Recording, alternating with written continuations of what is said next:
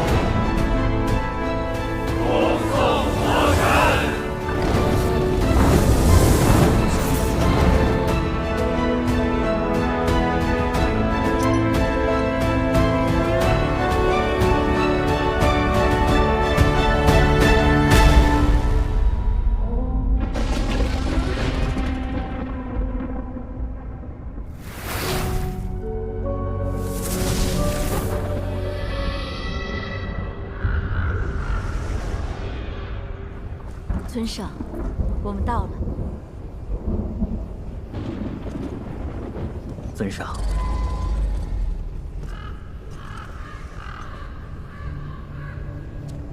尊上，那儿便是逍遥宗了。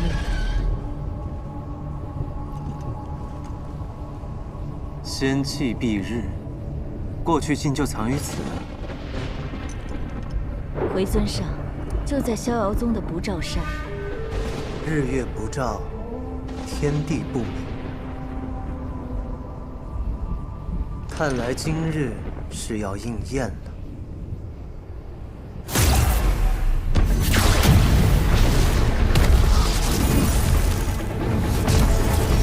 这仙门结界也抵不过尊上轻轻一击。走吧。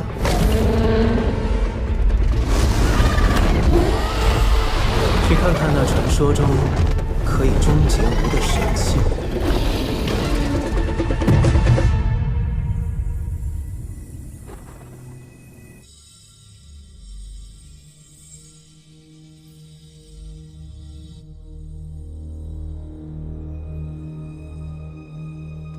苏苏，你在这里守了1日了，回去休息片刻吧。宫野师兄。爹爹和师叔们回来了吗？掌门带几位师叔去漠河一带救人了，恐怕这几日都不得返还。如今仙门诸派只剩逍遥宗和衡阳宗2处仙门，还能抵抗多久？又能救下多少人？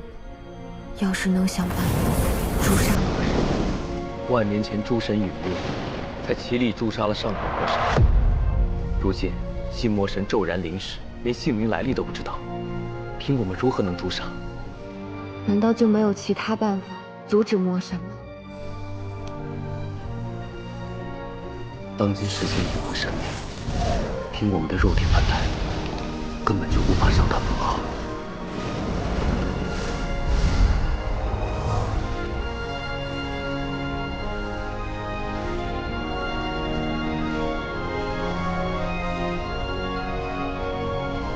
不，一定还有其他办法诛杀魔神。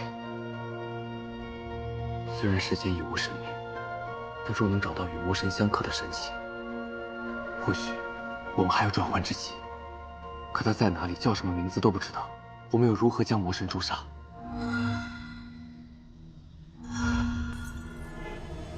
逍遥宗光灭了，逍遥宗被攻破了。这逍遥宗老头也不过如此，不费吹灰之力就抓住他了。尊上，过去竟找到了。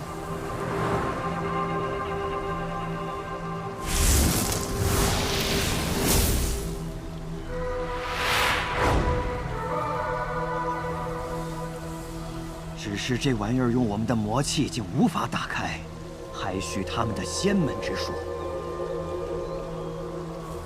这逍遥宗看起来不错，若就此毁去，还真是可惜了。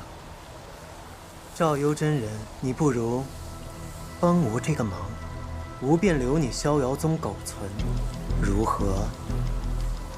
你这魔头要杀便杀，何必要戏耍我呢？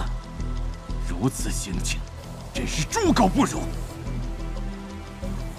不错，苟见所依之人，便能满心欣喜；诸有康比可吃，便安乐不问世事。吾既无欣喜，也无安乐，的确不如他们。你，魔头，衡阳宗徐玄子在此，不容你如此践踏仙门。不想仙门都这般愚昧。徐掌门，吾今日心情好，若你肯帮吾打开这过去镜，吾便放你们二人一同离开，如何？休想！是吧？今日想要救他走，只有答应吾这一个办法。老徐啊，你这个杀千刀的，不好好守住你的衡阳宗，来我这里送死！你快跑，别白白搭上性命。我是来看你怎么丢人现眼的。老徐，你这是干嘛？闭嘴！你这人怎么引他过来？徐掌门这么不守规矩，这就是所谓的名门正派吗？与你这魔头，还有什么规矩好讲？四阴经灭，既然他想玩，你们便陪他玩一玩。你们也想毁坏尊上的尸骨所？试也试过了，别费劲了，赶紧走吧。魔天就在里面，一会儿就谁都走不了了。少废话，生死与共。属驴的死不听劝，赶紧停手吧！哼，自量力！赶紧走！我不走！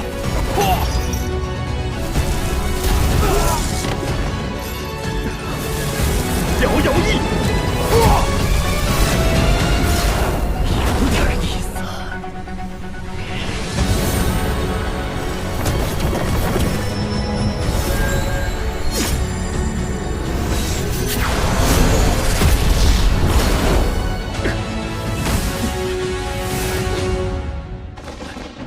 没什么，那过去镜你也看出来了。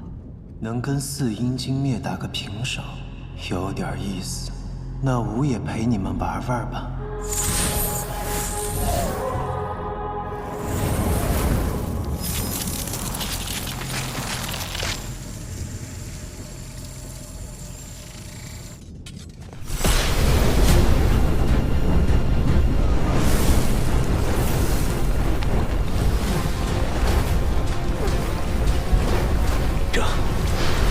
这是洗锁印。尊上，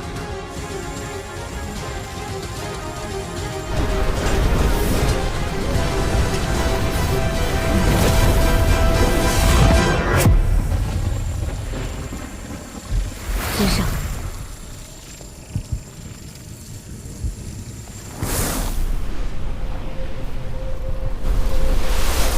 也罢，既然要玩，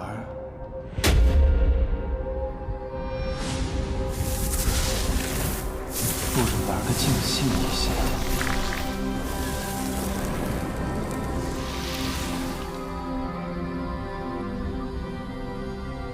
你猜，吾想先射谁呀？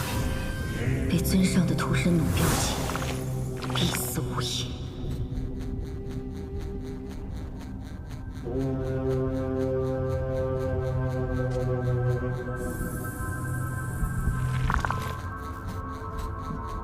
老徐，你的额头。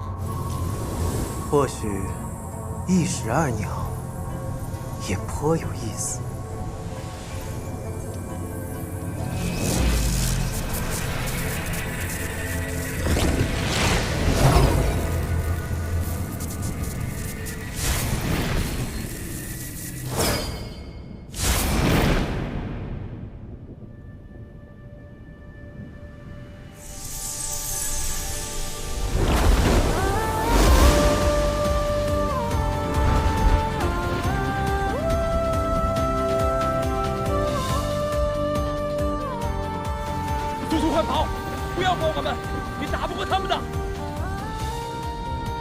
不要恋战，咱们也跟你撤。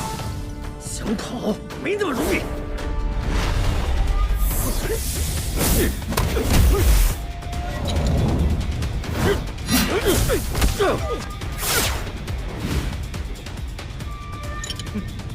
可以呀，赵佑。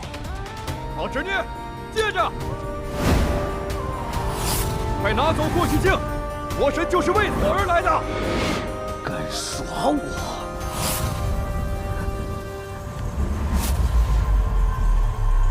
过去镜，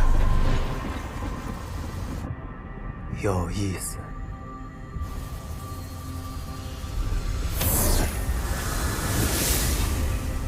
大家分头走，尽力活下来，去衡阳宗会好。走。同车。重衣也是神器，果然能伤到魔神。这过去竟是逍遥宗的神器，魔神这么在意它，难道？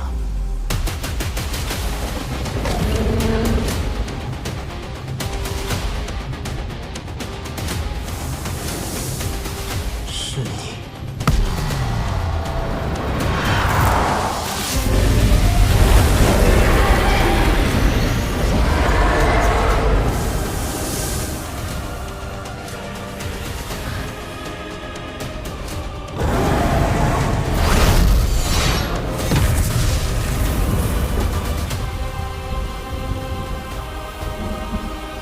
魔气斩天剑。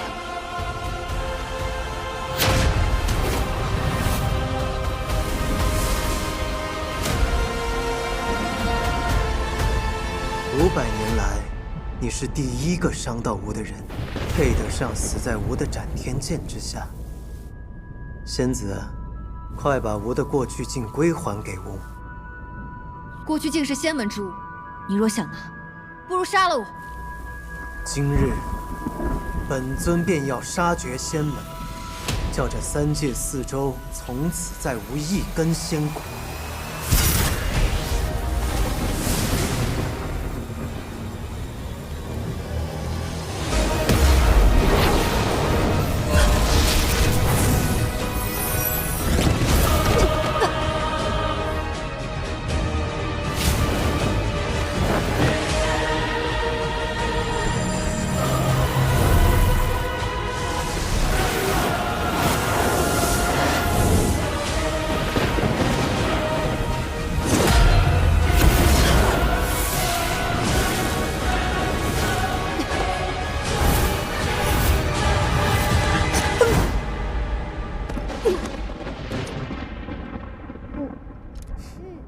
仙子啊，还以为你会有些本事，现在看来也不过如此。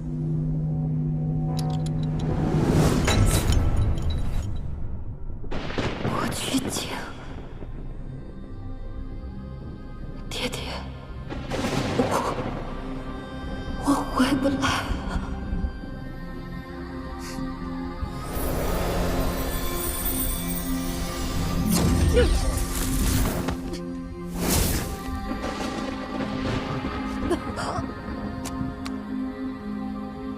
你没心的是什么？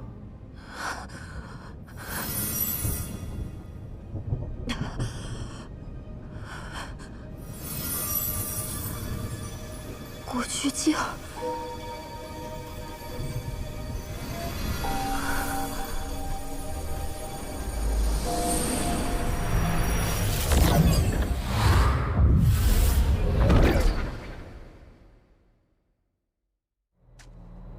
这是我的血，竟然打开了过去镜。黎苏苏，你是谁？你怎么会知道我的名字？我是谁并不重要，而你是谁，却对这个世界至关重要。我，没错，魔神之所以要抢夺过去镜，只因他在命定之人手中，便会拥有逆转宿命之力。而你，便是这命定之人。逆转宿命。对，魔神并非生而为魔，而过去便是他唯一的软肋。那我该怎么做？用心看，记住它。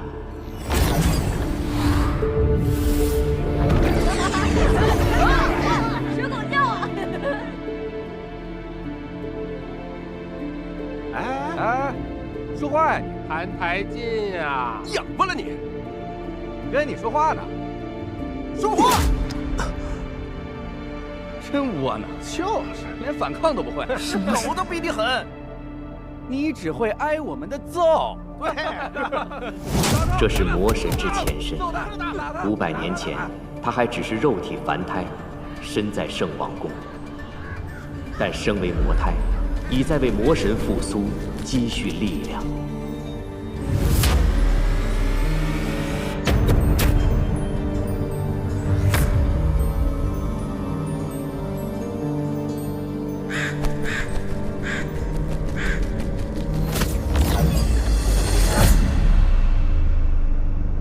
李素素，没时间了。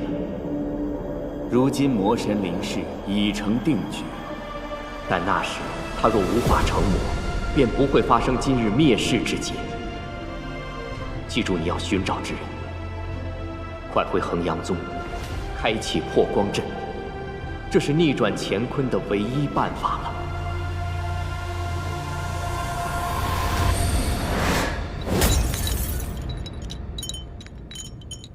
如今的魔神已不可被战胜，只要回到他成魔之前，这便是唯一的奇迹。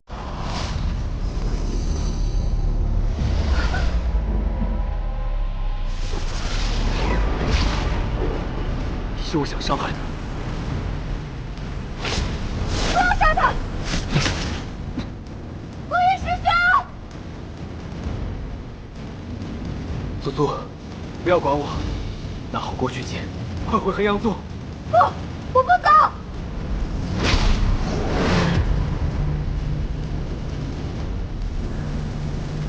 我不会让你抓住他的，魔神，你怕死吗？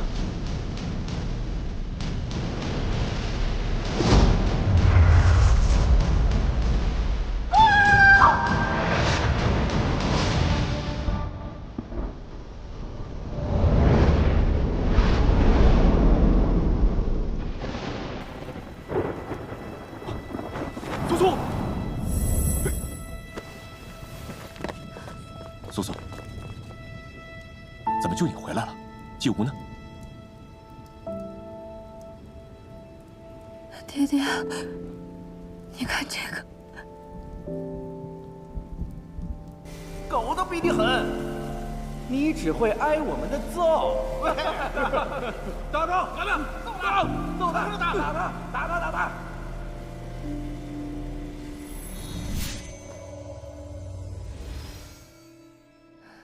镜子碎了，只能看到这些。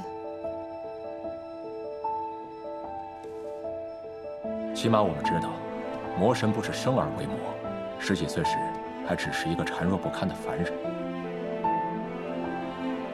若我们用死法阵回到过去，在澹台烬成魔之前诛杀他，就能斩断魔神必将临世的宿命。爹爹，让我去吧。你？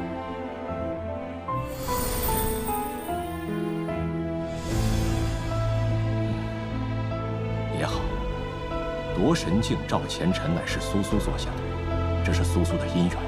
苏苏，你记住，澹台烬，他身为魔胎，身负邪骨，若肉身死去，邪骨就会醒来，他会立刻蜕变成魔。所以你要找到办法，先毁掉他的邪骨，才能彻底杀掉他。本尊来取过去镜，衡阳宗还不出来迎接本尊？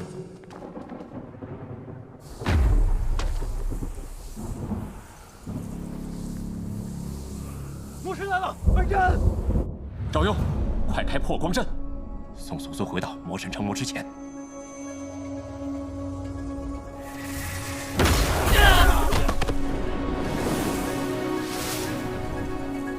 万年前，咒神曾留下破光阵，由我逍遥宗掌门代代传承。命定之时方能开启。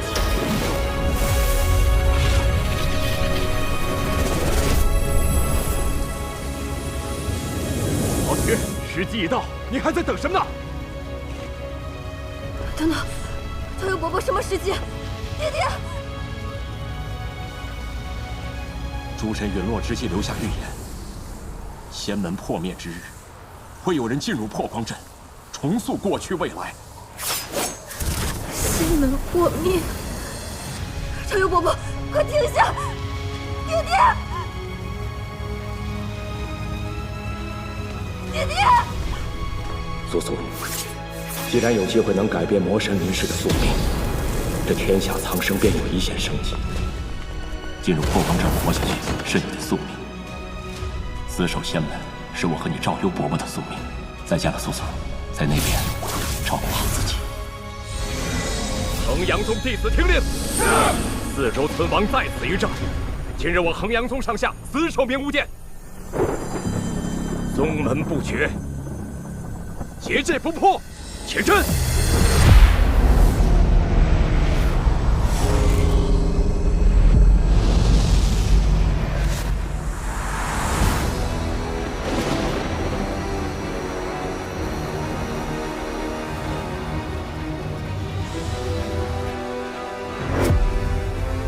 你们还真是冥顽不灵啊！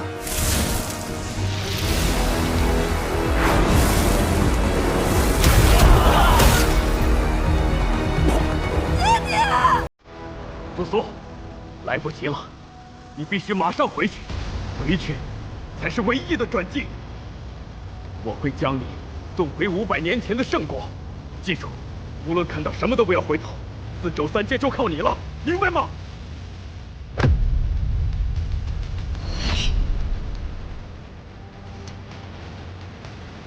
该无了。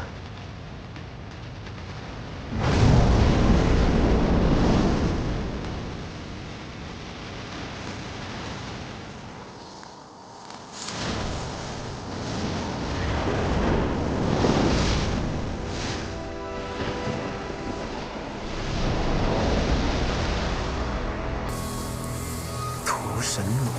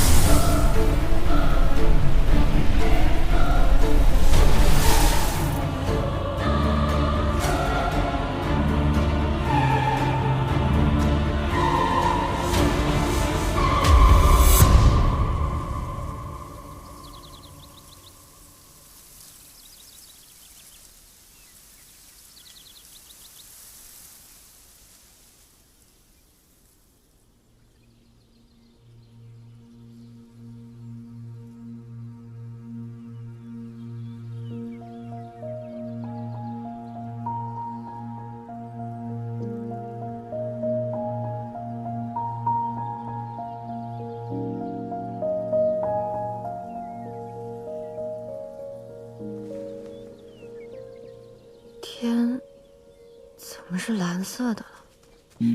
小姐，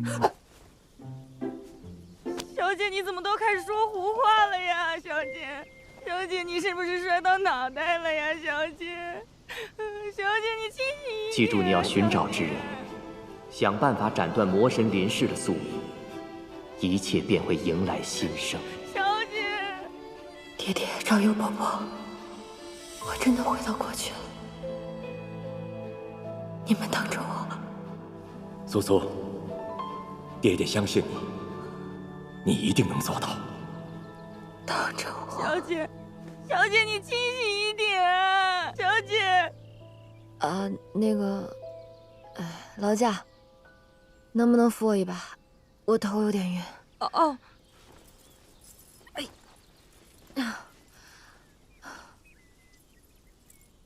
先得搞明白眼下是个什么情况。那个，你叫什么名字？小姐，我是春桃啊！你果真摔坏脑袋了，回府被老爷知道会打死我的。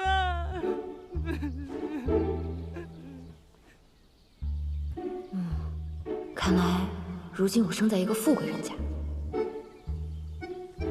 春桃，你说的没错，我方才摔了一跤，什么都不记得了。你能帮我个忙吗？小姐，你要春桃做什么，直接吩咐就是了。你这么说话，怪吓人的，还对我笑。哎，春桃，你快告诉我，我姓甚名谁，父母何人？小姐，您姓叶，贵名惜物，是咱们将军府嫡生的二小姐呀。哦，我想起来了。那我们在这荒郊野外做什么？哎呀，我想不起来了，头好痛。小姐，咱们今日是来慈寿寺上香，结果上完香，您非要来这后山，说是看风景。咱们半路上遇到了一群强人，说要劫财劫色。啊，那他们得手没有？没有，咱们连滚带爬的跑到这儿，结果您从那个土坡上滚下来，摔昏过去了。所以，我们是在逃命躲土匪？那逃掉了吗？快看，那小人在那儿呢！走。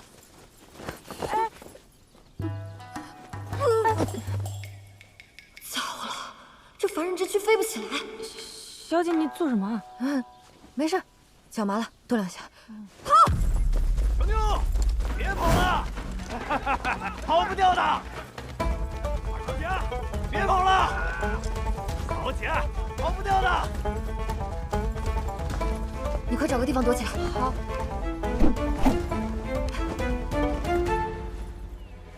算了，你还是躲我身后吧。好。小姐，多谢你护着春桃，你脑袋要是一直坏着就好了。哼，我尽量。二小姐，别跑了！站住！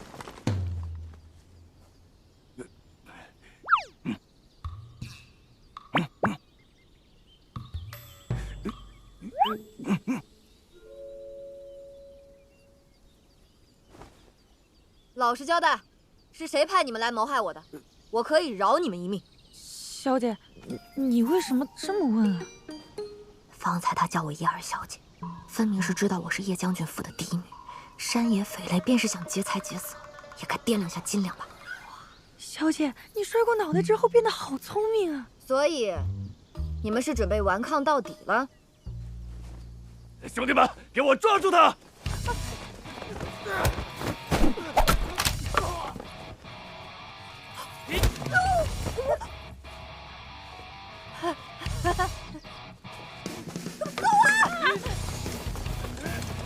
叶惜物，你难道一点武艺也不会，平时都不锻炼身体的吗？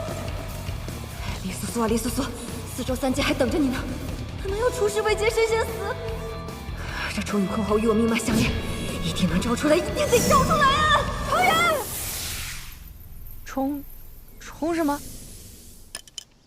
小姐，你坠子掉了。该死，如今的躯体只是个凡人，毫无修为，连兵器都招不出来。我果真要虚考自立了。小姐，小姐！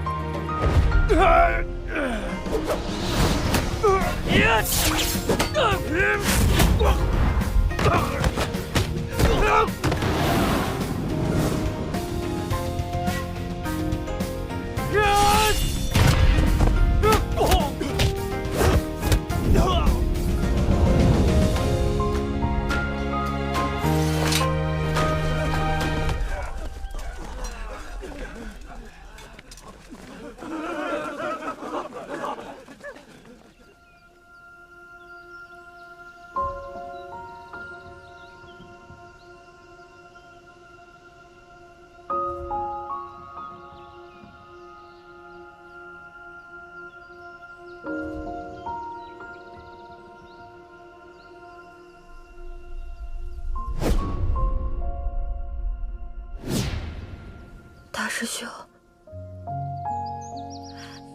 大师兄！二小姐，请自重。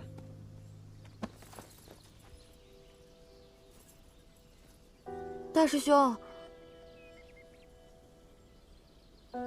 宫野纪武，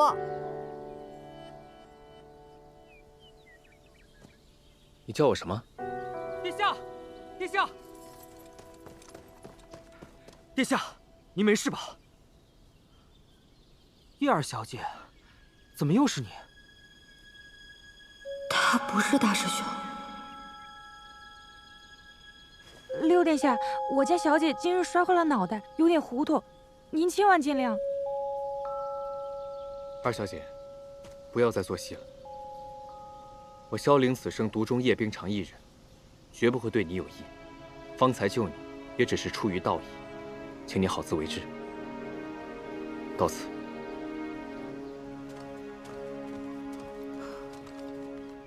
这已经不是500年后了。他叫萧凌。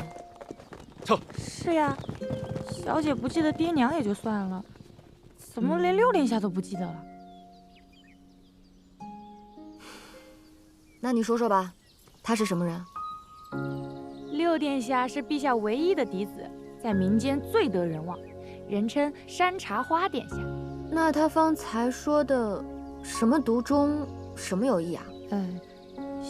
小姐既然忘了，就别打听了，就都忘了吧。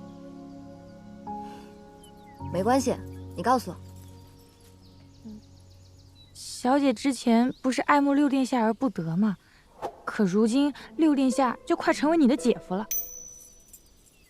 我爱慕他啊，全圣都都知道。那他方才说的什么叶冰长，便是我姐姐？前几日六殿下来府中看望大小姐，小姐您心里不痛快，便把大小姐推进湖里了。六殿下为此事正在气头上呢，您别怪他说话太冲。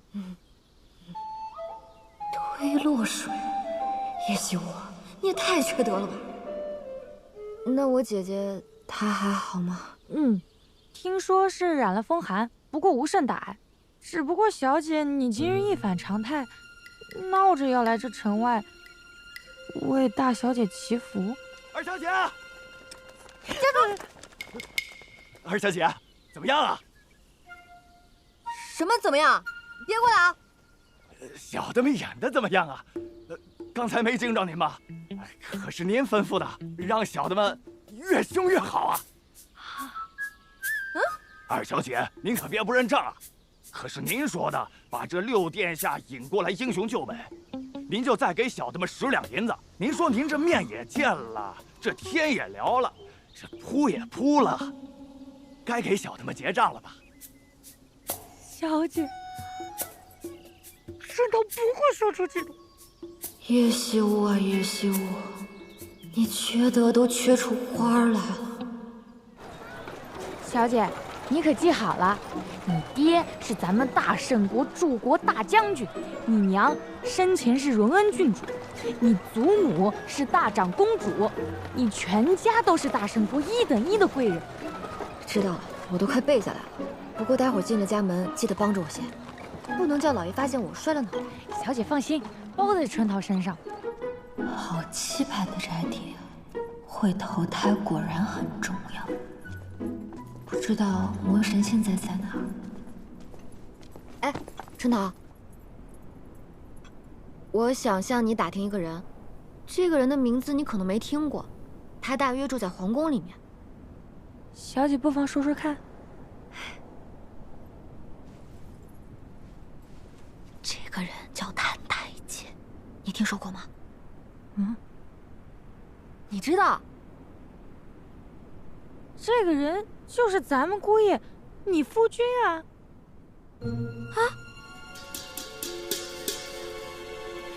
小姐，这里就是花园，姑爷这会儿应该还在那儿，就快到了。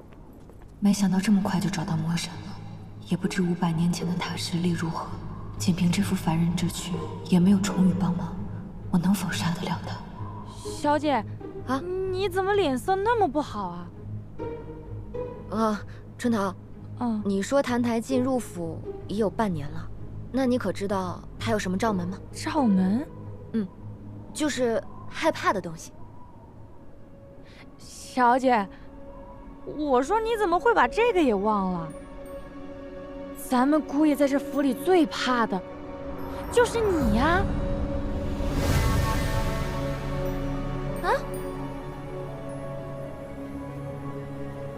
魔神不是生而为魔，10几岁时还只是一个孱弱不堪的凡人。看来过去镜中的那个神君说的果然没错，这个谭台烬还只是肉体凡胎一具。不如现在就去会会这个未成气候的魔神。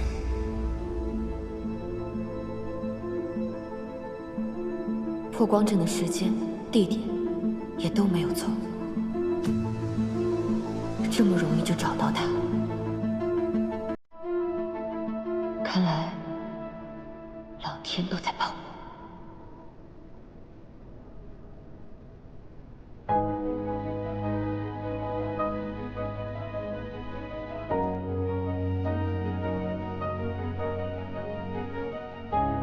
他就是谭台烬，是魔台。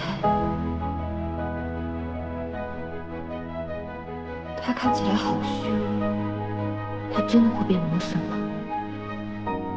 若非他叫谭台烬，打死我也不会相信他会是魔神。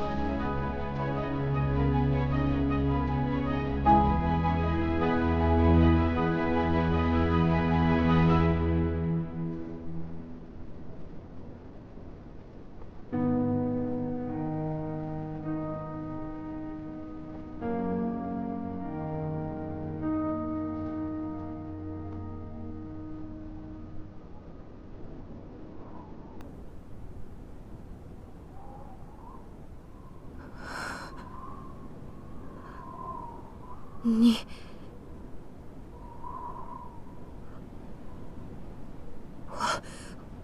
二小姐想要说什么？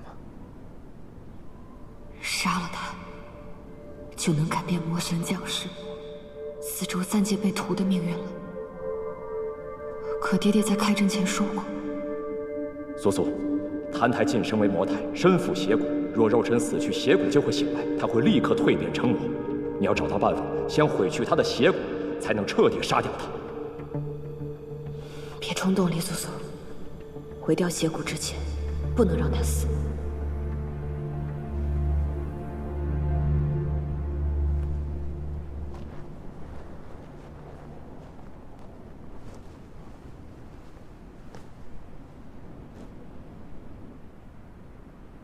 可是邪骨在哪儿呢？怎么才能毁掉？越看越觉得奇怪，会不会哪里弄错了？这一切也太容易了。衡阳宗守山门的狗都比他凶，会不会同萧礼和大师兄一样，只是碰巧长得相似啊？不行，可别错杀了无辜，我得确认一下。小姐，好冷啊，我们回去吧。谭太监，你把手伸出来。姑爷，你再伸过来一点。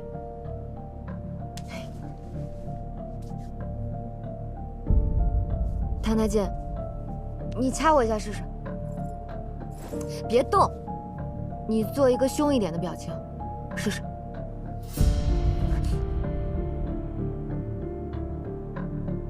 二小姐，你要发便发，又何必戏弄我呢？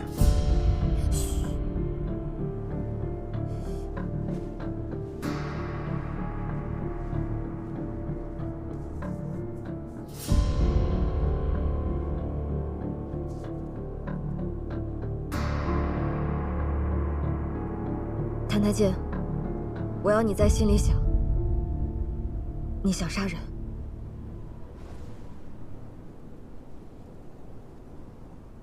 你想杀了我？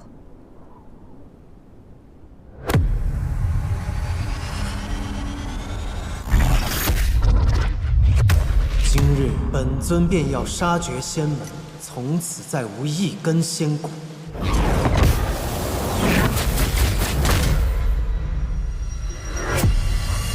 是他，小姐，小姐。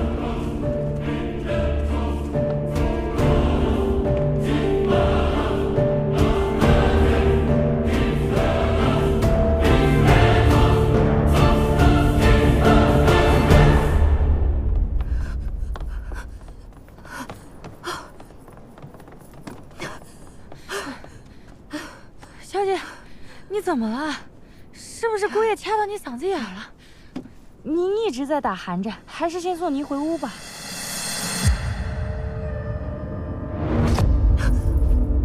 好，真的。咱们离这个人远点儿。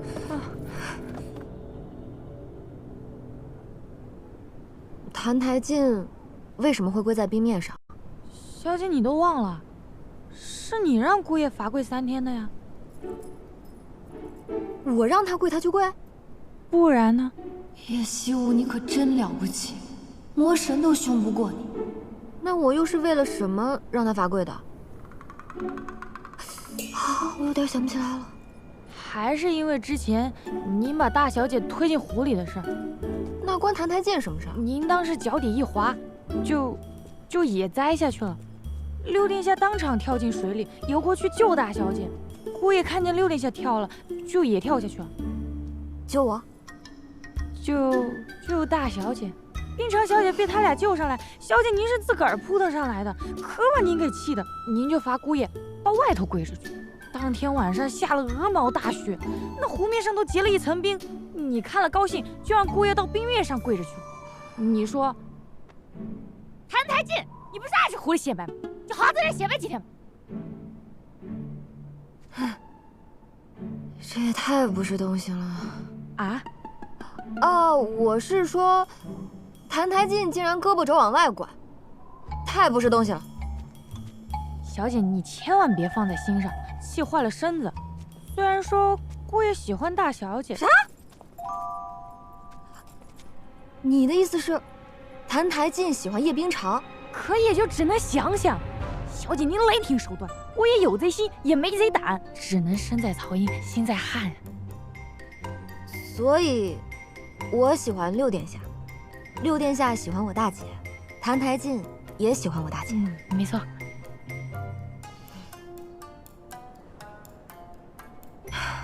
叶希武，你们两口子也太有出息了些，天天对着人家一双佳偶流口水，这日子是怎么过下去的？那既然我喜欢六殿下，为何会跟谭台烬成亲？这我可就不知道了。不过那个时候姑爷还被人叫谭台殿下呢。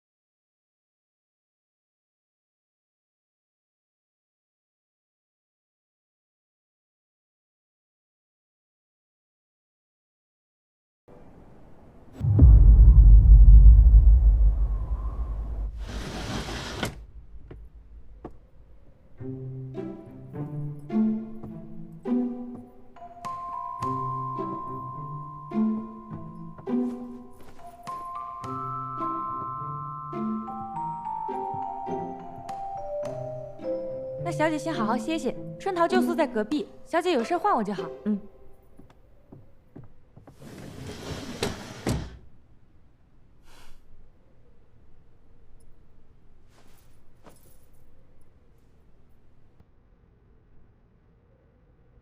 爹爹，我在这边已经安顿下来了，你们可以放心了。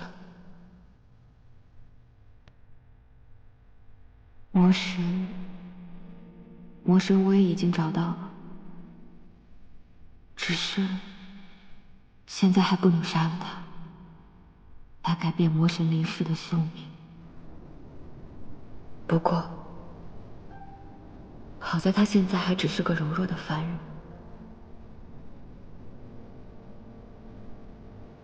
把他在冰天雪地里跪着，先让他吃点苦头好。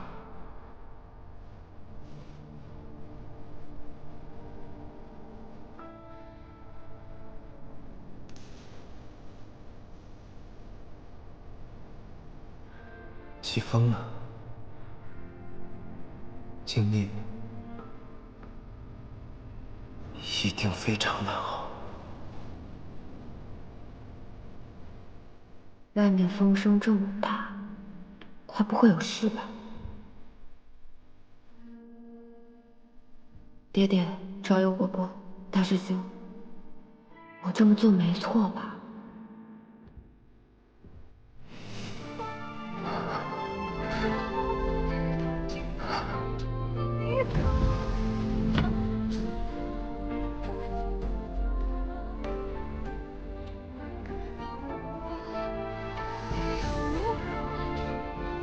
他还真一直跪着呀。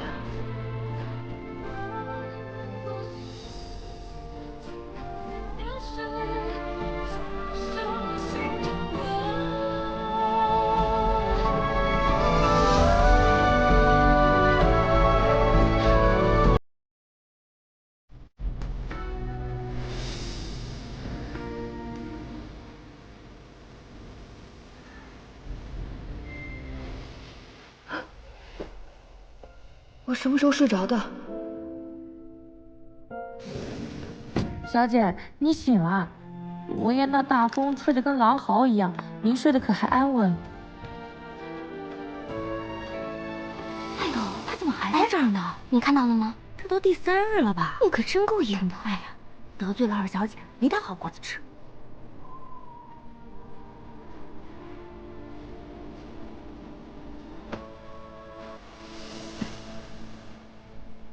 肯定是装的，这里每个人都那么讨厌他，他要是不装的可怜一点，日子会更不好过。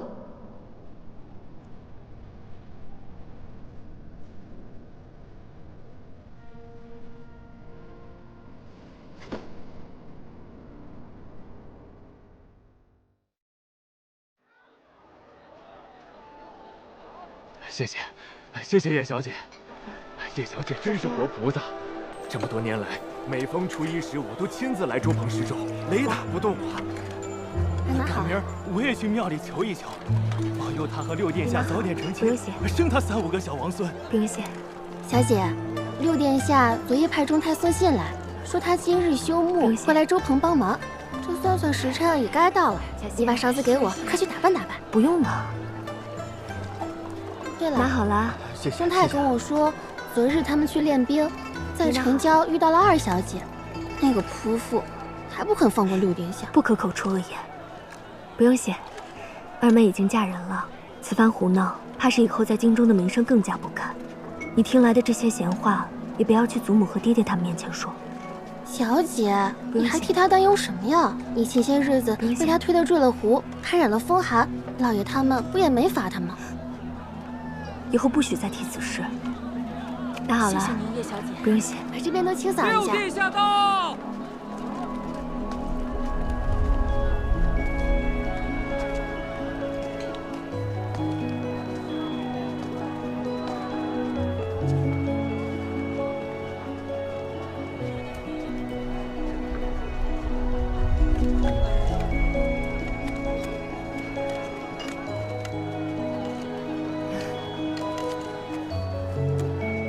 我该回去了。冰城，我们好不容易才见一面，这就要走了。也是日渐黄昏了，再不回去，怕是要被家中长辈责怪，失了体统了。我这些日子在城外练兵，圣国的军营有一大半的规矩都是叶大将军定的。等回了城，想和你多说几句话，没想到啊，还有你们叶家的规矩等着。殿下说笑了，叶家规矩大，冰长自有习惯了。叶家规矩再大也没有二小姐大，就连景国的质子都要被她发去贵宾了。谭台烬去贵宾了。哦。谭台烬虽是质子，却也是景国的王子，叶惜雾怎可如此折辱？罢了，与那刁蛮之人全无道理可讲。你坠湖之后，身体还未大好，今日早些回去休息吧。也罢，那我就先回去休息了。你那个恶毒的夫人，已经罚你跪在这里4日了。这样下去，你真的会死的。他是真心要置你于死地，难道你看不出来吗？二小姐，二小姐。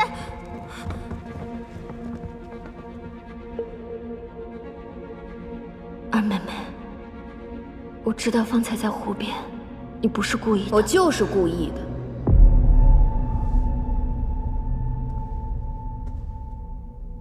大姐，今日六殿下来看你，你打扮的花枝招展的，没想到现在却变成了落汤鸡，感觉如何呀？二妹妹，我平日和你无冤无仇，何必苦苦相逼呢？这话你和六殿下去说吧。我真不知道你学了什么狐媚之术，把六殿下迷得团团转，看都不看我一眼。还有那个毫无夫德的谭台烬，竟也被你勾引。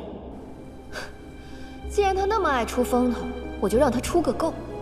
冻死了，也不过就是过去跟祖母说一声。叶冰长，我也不怕告诉你，你再怎么折腾，过不了几日，谭台烬一定会死。只要你们都不出现在他面前，六殿下就只能喜欢我了。真是个狠毒的恶妇！有人过来了。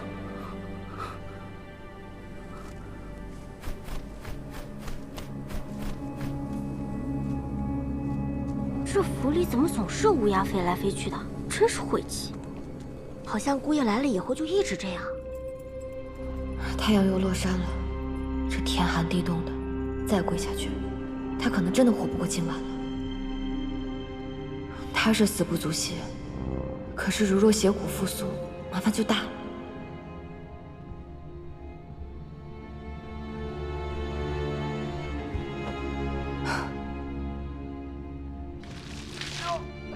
姑爷，对不起啊，路上点车，没看见您在这里赏月，弄湿了您的衣裳。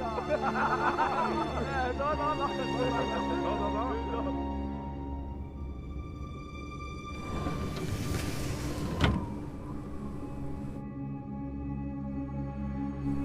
天这么冷，谭台烬全无修为，衣服又湿透，他顶不住的。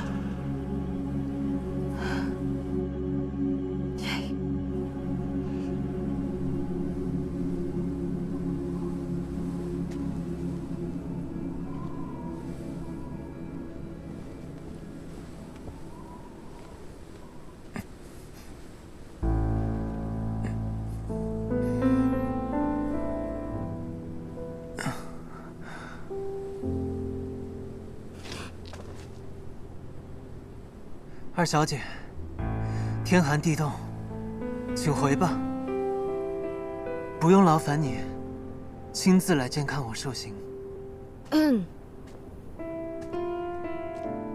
谁说我是来监看你了？我只是……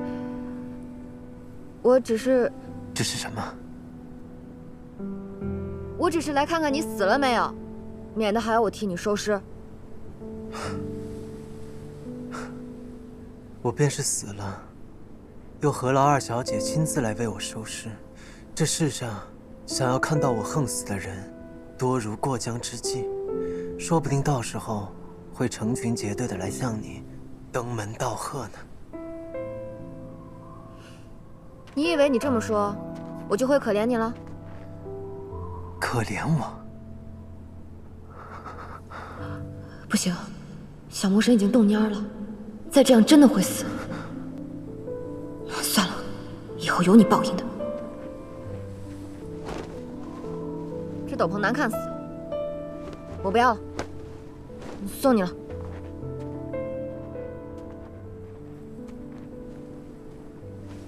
二小姐的衣裳，我不敢领受。若是二小姐不喜欢了，明日叫春桃拿去扔了便是。你，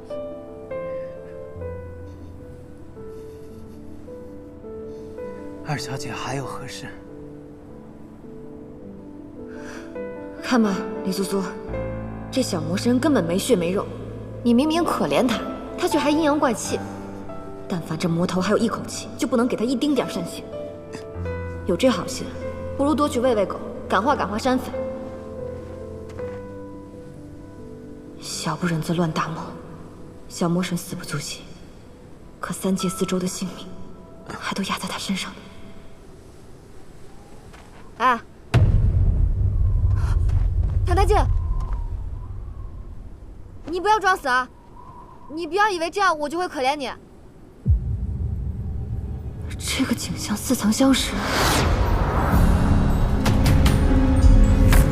难道他就是在这里死去，然后化身成魔了吗？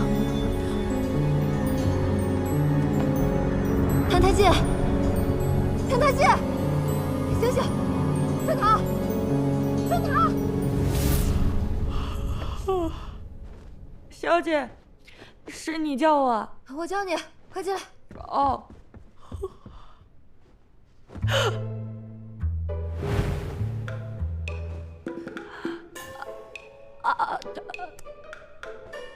小姐，是你没醒还是我没醒啊？你说什么胡话？赶紧去烧洗澡水，越快越好，救人要紧。哦，快一点！哦，小姐，你方才怎么跟姑爷抱在一起了？我们不是夫妻吗？那人间的夫妻不是理所应当同床共枕的吗？人间？快看看洗澡水烫不烫？哦，好。小姐，水不烫了。春桃，你先回去休息吧。好的，小姐。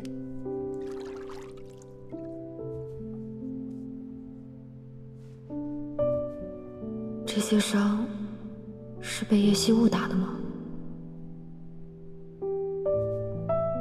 早知道小魔神弱成这个样子，我怎么也不会赔上4周3界的前途来跟他赌这口气。快缓过劲儿来吧，拜托拜托，你可是魔神，为了4周3界，你也不能死啊！谭台烬，你真可怜。又是你，每次当我濒死的时候，你都会出现。我一直都在。我知道，你就在我的身体里。你想要它吗？还不是时候，不要着急。要等到什么时候？你已经迫不及待了吗？是啊，20多年来，这副身躯给了你什么？只有疼痛、饥饿、寒冷、屈辱，还有受困于人。有朝一日，你可以摆脱这副肉身，将灵魂奉献给我，然后你将得到永远的安宁。无所谓，不管是这副身躯，还是什么灵魂，你若想要，随时都可以拿去，我不稀罕。谭台烬，耐心些，你要尝尽人间的苦楚，汲取无尽的怨恨。你背负着命定的诅咒，注定不得善终。当你的痛苦达到巅峰，生命走到尽头时，我会来接受你的献祭。原来500年前人间的月亮这么明亮，可惜似魔神离世，到处都是浊气。我已经好久没看到过月亮了。生为魔胎，身负邪骨。这邪骨究竟生在何处，长什么样子啊？究竟哪一根才是邪骨？没摸出哪块骨头有什么不同啊？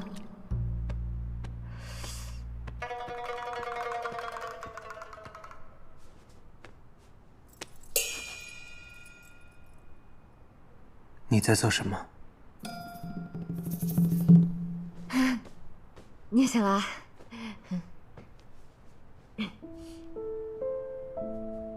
叶希雾，你又在玩什么花样？你管我玩什么花样？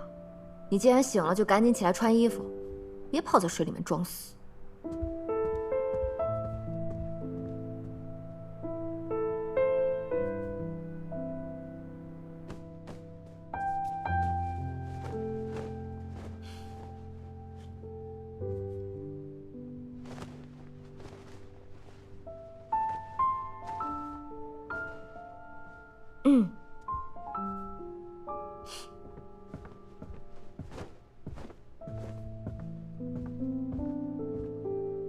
去哪儿啊？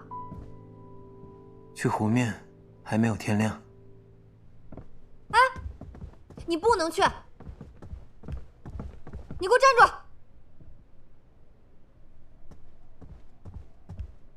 今日不许去了，以后也不用去了。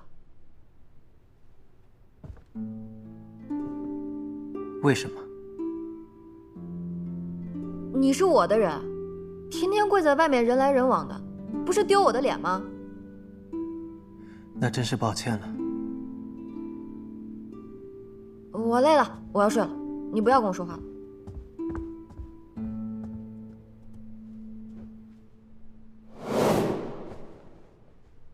爹爹，你们送我过来时肯定想不到，你女儿要和魔神睡一个被窝。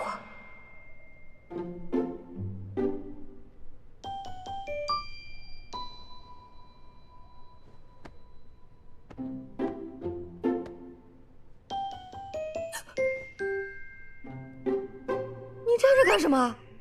快点做，做完我也要睡觉了。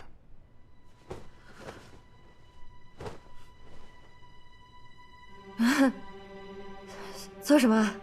当然是你每天都要做的事情。你不记得了？不妙，千万不能让他发现了。我记得呀，我怎么可能会忘？你等我一下，我有点口渴。春桃，我要喝茶。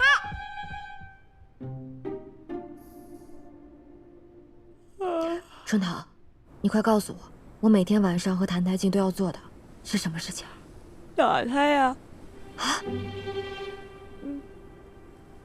自从小姐你嫁给姑爷之后，便心气不顺，所以每晚睡前都要抽姑爷一顿鞭子才肯解气。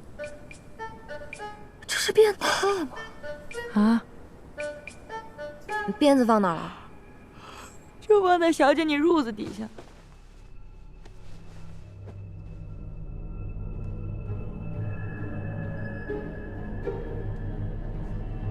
要抽多少下？这可说不准，看小姐你心情吧。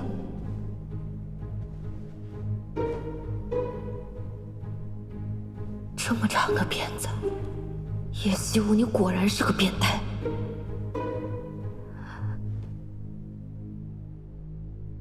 李素素，你从前斩妖除邪，眼睛都不眨，抽鞭子有什么下不去手的？这一鞭，你且替500年后的魔神受着。魔神，这都是你应得的。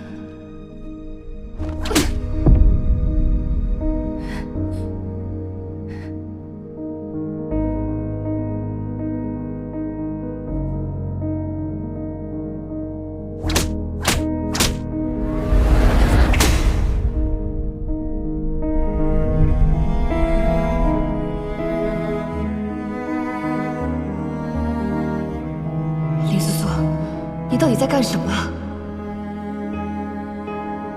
如今他还不是魔神，任打任骂，逆来顺受，欺负他，折磨他，就能阻止魔神降临吗？这样只会让你心中更加难受。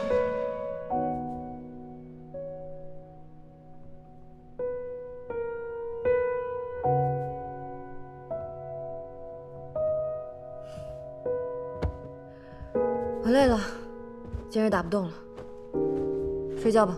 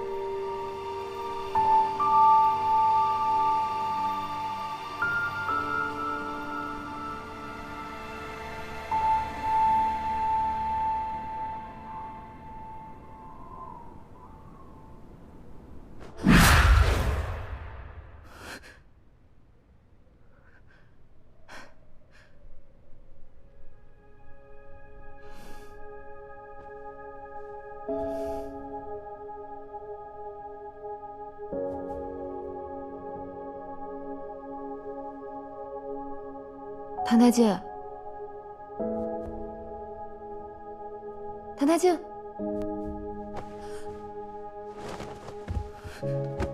谭太介，谭太介，谭太介，好的。糟了，冰天雪地里跪了4日，还挨了那么多鞭子，凡人之躯怎么吃得消啊？林苏苏啊，林苏苏，这回你可闯大祸了。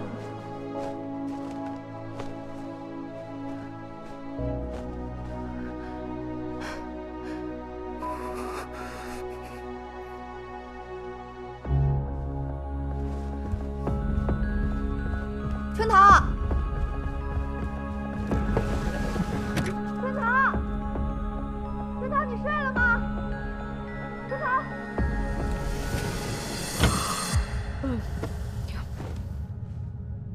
小姐，姑爷的药煮好了，还有别的吩咐吗？没有了，这次真的不会再叫你了。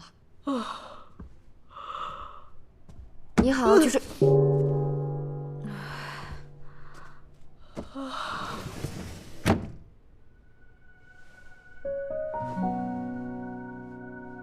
谭太介，谭太介，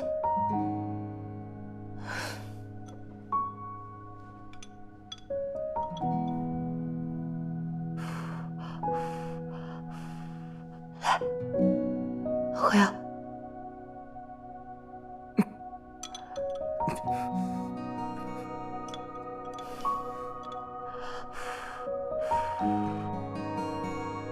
啊。小魔神已经烧迷糊了，也不知道这人间的草药管不管用。张嘴。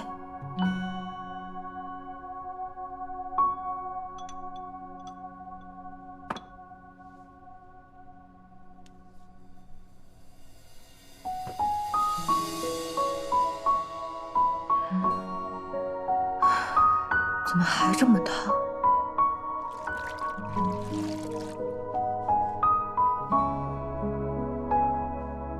小时候我发热，爹爹就是这样给我敷冰帕子的。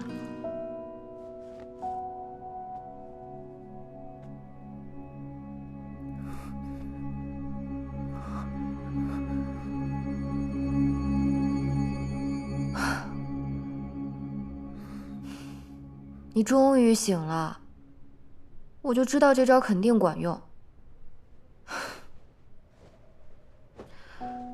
行了，你好好休息吧，我去睡了。啊，我真是欠你的。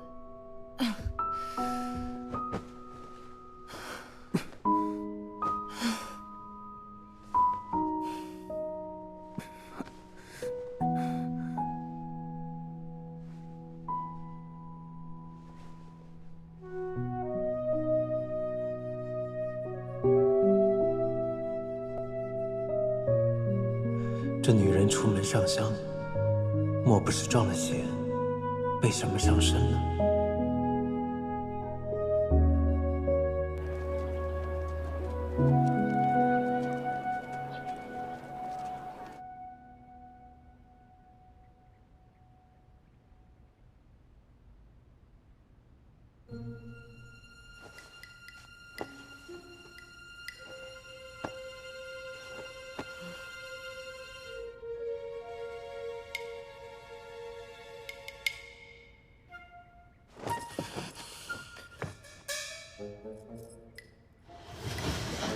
小姐，昨晚折腾了半宿，怎么不多歇息一会儿？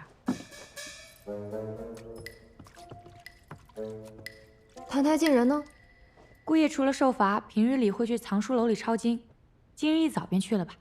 哦，谭太监，这份救命之恩你赖不掉也躲不了，给我好好记住，有朝一日你得拿命来偿。什么时辰？快到午时了。老太太、老爷、大少爷他们已经到饭厅了。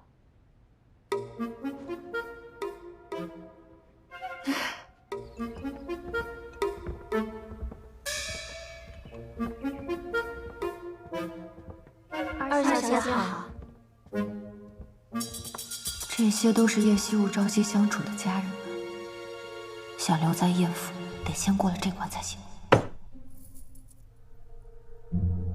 这位应该就是圣国柱国大将军叶希雾的爹爹，这位应该是叶家大公子叶希雾的大哥，至于这几位，应该就是叶希雾的姨娘们。这位尊荣华贵，应该就是叶家祖母了。祖母，你是怎么回事啊？看春桃做什么？待会儿连春桃一起罚。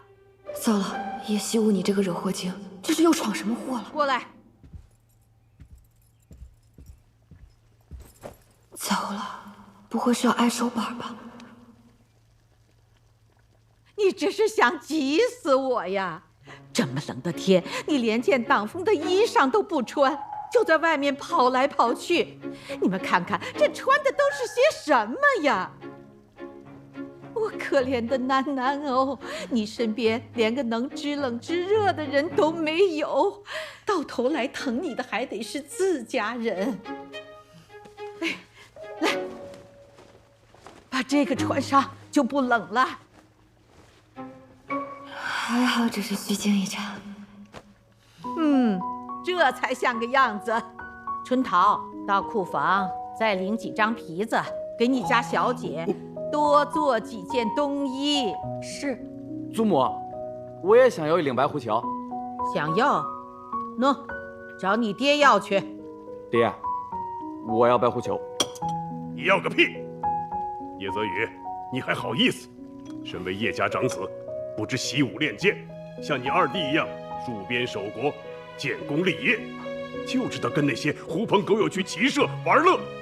就你这副德行，圣都有几个正经姑娘家会看上你？菜都快凉了，快吃饭吧。楠楠啊，坐到你爹爹旁边去。去吧。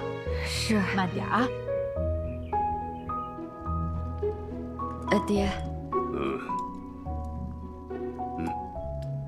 楠楠，赶紧尝一尝。爹知道你心情不好，所以特意吩咐厨房做了你爱吃的菜啊。我听下人们说了，你昨晚又是泡澡又是熬药的，折腾了一宿，肯定费了不少力气。你可要多吃点才行啊！来，多吃点。哎，多吃点肉，吃这个千万别往心里去。这便是书上所说的人间亲情。这全都是给你做的，都是你爱吃的菜。快给他夹点那个红烧肉啊！这家人对我很好，豆腐汤也鲜，跟你一样好。昨日里听安定侯府的大夫人提起，说楠楠将病场推落水的事儿，已经在京城里传开了，各处都在议论。哎，议论就议论，还怕他们不成吗？对他的名声不好。胡闹就胡闹了，楠楠都已经嫁出去了。哎，爹，去年二妹未嫁时，你可是说闹便闹，以后嫁了人想闹都闹不得了。这怎么嫁不嫁，总是二妹有理啊！闭嘴，吃你的饭。叶惜雾啊，叶惜雾，我算是知道你怎么会是这副德行。我这几日想过了，推大姐落水的事儿终究是我的不对，我今日想去向她赔个罪。墨迹啊，楠楠现在长大了，这也太懂事了。我们也算懂事吗？心地善良，又有担当，不愧是我叶家的子孙。真是快把叶惜雾宠上天了。不过赔礼道歉，我看就不必了。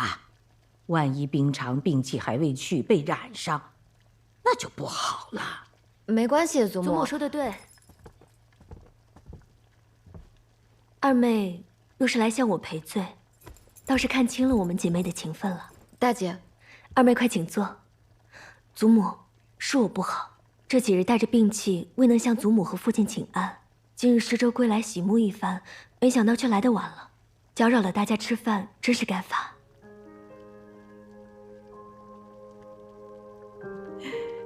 楠楠，听见了没？你姐姐都说了，不用去赔罪了。冰长，坐到泽宇那边去吧。谢祖母。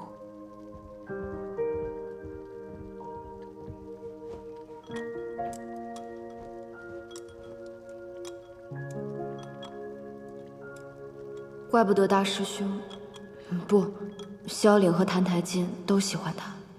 这样一个美人，脾气温柔，心眼也好，谁会不喜欢？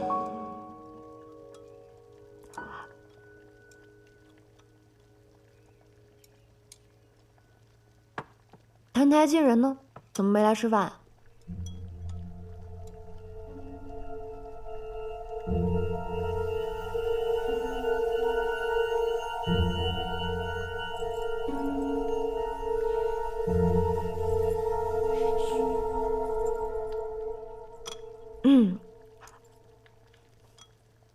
哎，你还真当自己是主子了？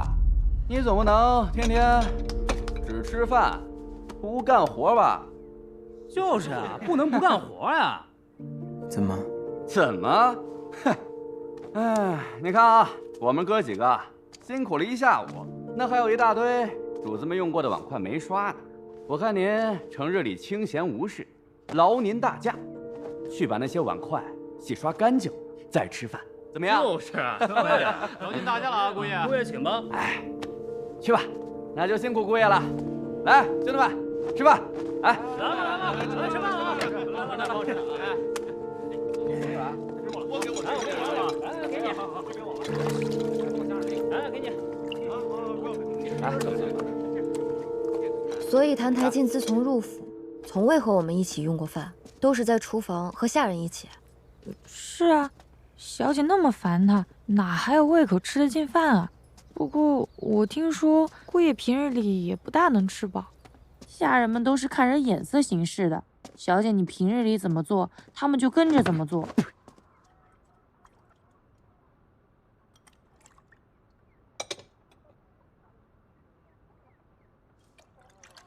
这个魔头，饿他几顿也是活该。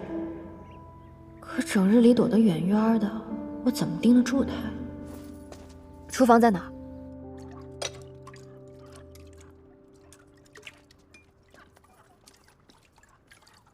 哎，我跟你们说啊，这有些人呐，他就是主子的身份，奴才的本分啊。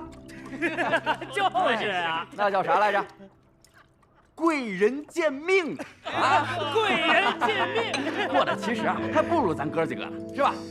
就是啊，咱哥几个哎，吃饭。这个香哎，真不错。哎，你们说，就他这种人啊，活着有什么意思呀？要我说啊，不如早点死了算了。叶惜雾平日里就是这样纵容下人们刁难谭台烬的。对啊，死了算了，不如死了。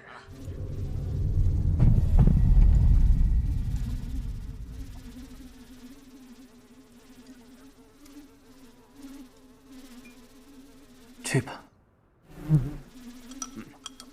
是。病啊！大冬天的，这哪来的苍蝇啊？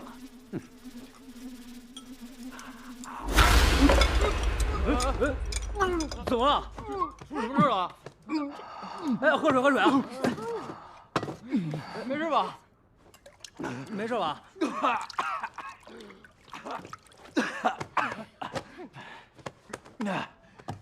只吃个苍蝇，我不吃了，你们吃。哎，你们吃，你们吃啊！咱们接着吃，你坐这边。完活了，真晦气。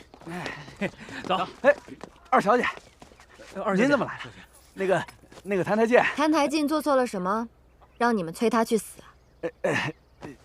小姐，我方才让姑爷去刷碗来着，那桶里都是哥几个昨天晚上特地从湖里砸出的冰疙瘩。嘿嘿，哦对了，还顺手泼了姑爷一身水。昨晚没冻死他，但是今天让他多洗会儿，保管他连手指头都能冻掉。嘿嘿，而且今天也没给他吃饭，只留了一桶泔水。你们平日里就是这么欺负人的吗？人本无贵贱之分，可有人甘愿自轻自贱，一辈子当个奴才，还非要踩在别人头上找那一点乐子。看到别人过得困苦，就这么让你快活吗？小姐，您别当真啊，这不哥几个想替二小姐出气，对您我们肯定是绝无二心的呀。今日你敢对澹台烬这么说，不过是其他无人凭依。哪日叶家败落，你们是不是也敢对祖母爹爹对我这么说话？不，小的不敢。二小姐教训的对，二小姐教训的对，二小姐教训的对，二小姐教训的对，二小姐教训的对。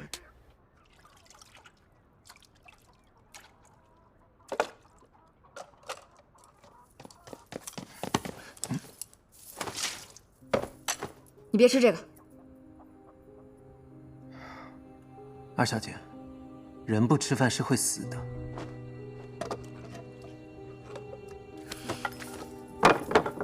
这些东西不干净，那些家丁都不知道往里面加了什么，你吃完会生病的。比这个更脏的我都吃过。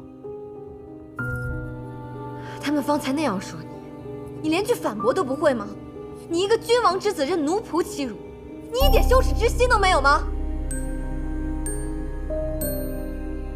羞耻之心，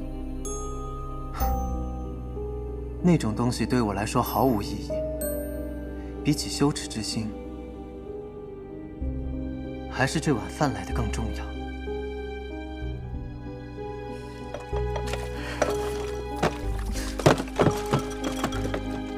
叶希雾，你跟我走。没有这口饭，我可能会死；但若有了羞耻之心，我根本就活不到今日。少废话，跟我走。把这碗饭吃了，然后该干嘛干嘛去，不要整日病恹恹、瘦骨伶仃的，一个不小心就病死了。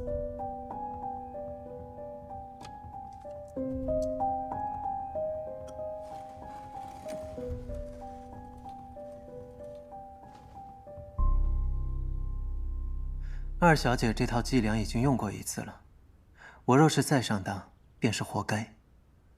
二小姐，恕不奉陪。坐下。什么伎俩？你把话说明白。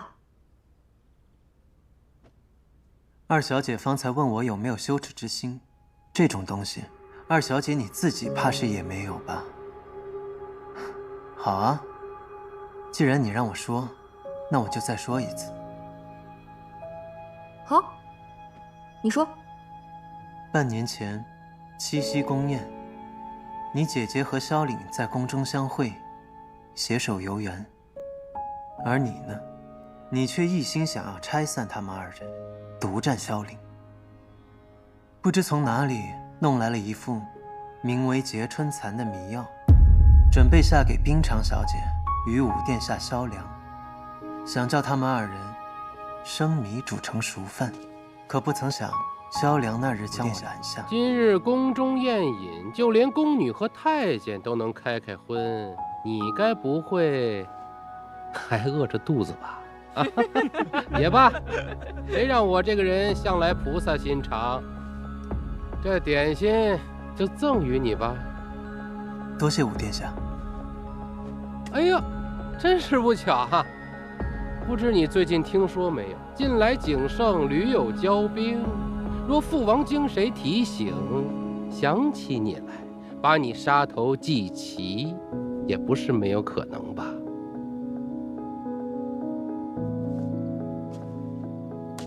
哎呦，忘了，你喜欢吃碎一点的啊。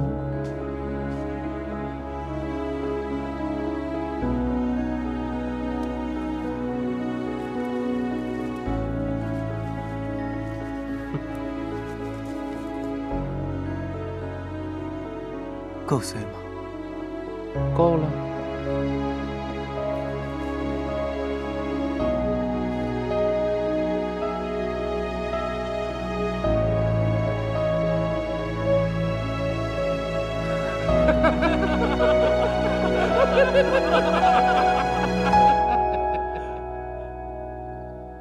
可我刚吃下不久，就感觉头晕目眩。这时你突然出现，抱住了我。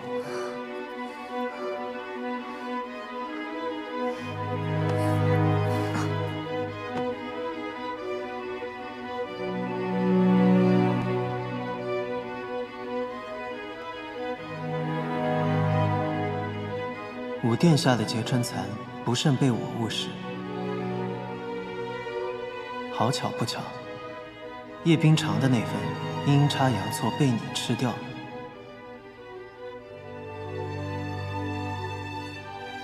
宫中见证之人众多，叶将军只得请旨，为你我赐婚。兹尔柱国大将军嫡女叶氏，景国三王子澹台烬佳偶天作，下旨赐婚，以成其美。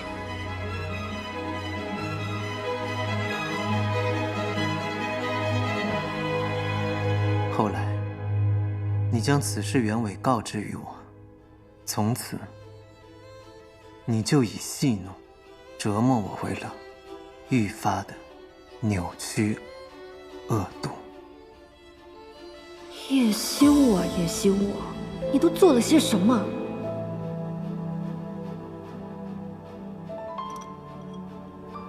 所以这一次，二小姐又在这饭食当中放了什么呀？我什么也没放。是吗？二小姐劳神费力，只为了让我吃上一口饱饭，不行吗？澹台烬，我告诉你，你想把自己饿死，门儿都没有。给我好好看着。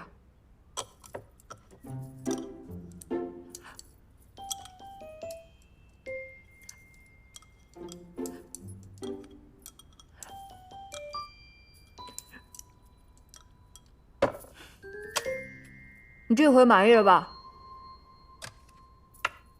以后一日三餐你都来这里吃，春桃会给你送饭，给你什么你就吃什么，不许再给我吃那些乱七八糟的脏东西。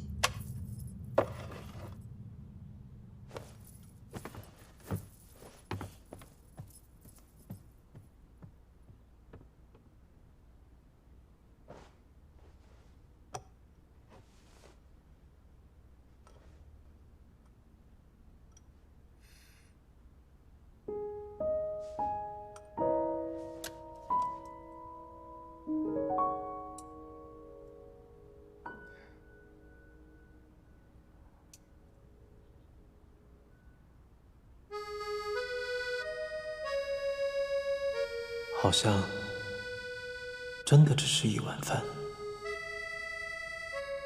这女人究竟是怎么了？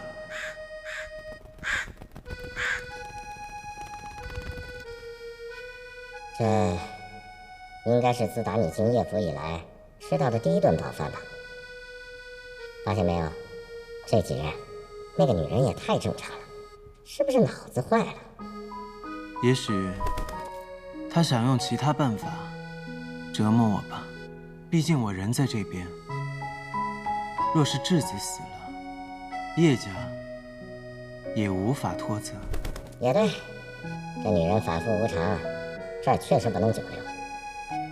不过，离开了这儿，你还能去哪儿呢？哦，对了，我遇上了几只景国过来的乌鸦。景国？真巧，那儿也是我的出生之地。你去过景国王宫吗？那可是天底下最恶心的地方。他们说，他们看见了有巫医在焚烟做法，闻到了病人腐朽的味道，还有焦躁的大臣在朝堂上踱步。大概是景王吧。那个理应被我称作为父亲的人，命不久矣了。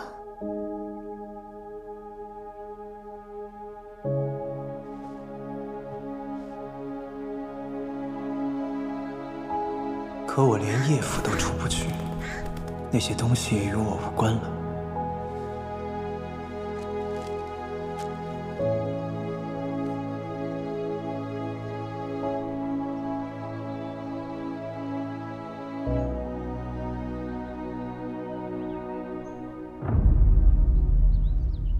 父王，儿臣有要事禀报。